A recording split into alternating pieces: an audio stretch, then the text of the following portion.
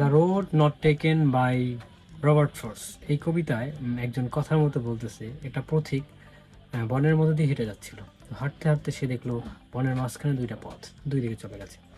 তো সে তো একজন পথিক, সে তো একসাথে দুইটা পথে চলাচল করতে পারবে না। তার একটা পথ শেষ করে এসে তারপর আরেকটা পথ যেতে হবে। So two roads diverged in a yellow wood and sorry I could not travel both। Line দুইটা কিন্তু খুবই সিম্পল, বাট এটার এই লাইন দুটো যদি আমরা মিনিং খুঁজতে যাই তাহলে এটার ডেপথ কিন্তু অনেক বেশি।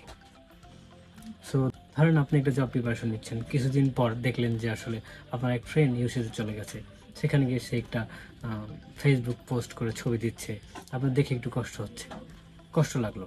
তারপর ধরেন আপনার আরেকটা ফ্রেন্ড ভালো একটা প্রাইভেট কোম্পানির চাকরি করছে, সেটা দেখেও আপনার একটু দুঃখ লাগতে পারে বা জেলাস ফিল করতে পারেন। মানুষ স্বভাবতই অন্যের সাকসেস দেখলে মাঝে মধ্যে একটু দুঃখ কষ্ট বা একটু জেলাস ফিল করে।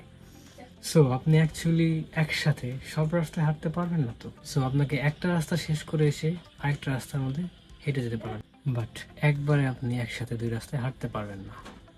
আমার মনে হয় এখানে এমন একটা লিসন হলো যে যে আসলে কোনো একটা জিনিস শুরু করা আসলে সফলতা না, কোনো একটা জিনিস শেষ করা সেটাই হলো আসল সফলতা। তো ভিডিও যদি কারো ভালো লেগে থাকে অবশ্যই লাইক কমেন্ট শেয়ার করতে ভুলবেন না। আশা করি সবাই ভালো থাকবেন। আসসালামু আলাইকুম।